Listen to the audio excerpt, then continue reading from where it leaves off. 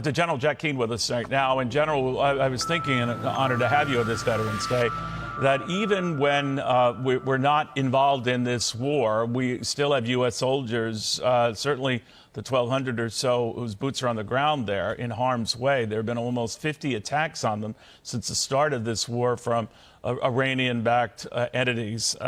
So the threat is still there. Our response is usually pretty predictable, General. We go after these rebel groups funded by Iran, and we leave it at that. What do you think? Well, firstly, I just like to take a look at it strategically, what is happening. I mean, there's a recognition among many of us in foreign policy and national security, wake up every day, and this is what we work on, that the United States has lost its ability to deter its adversaries. Our adversaries for the last 2-3 years have gotten considerably more aggressive. We did not deter Putin in Ukraine. We have not deterred the Iranians from what they're attempting to do here in using their instrument, Hamas, to destroy as much of Israel as they can, weaken Israel politically, isolate them geopolitically, certainly, get worldwide condemnation against Israel, and try to force a collapse of the government.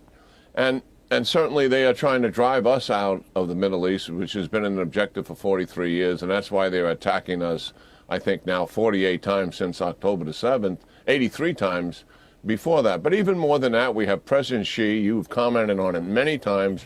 We have discussed it many times as how he has stepped up his aggression against the United States, against Taiwan, against our allies and partners for the last 2 or 3 years.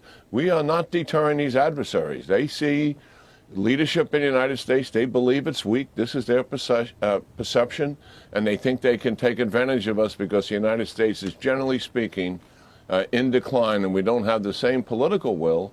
And they look at our military and they see the facts, that the military post 9/11 has eroded.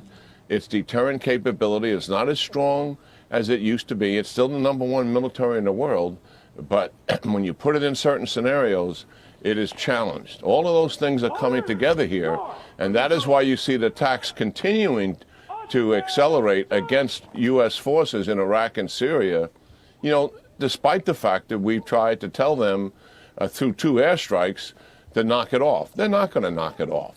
آنچه در مورد ما میگویند.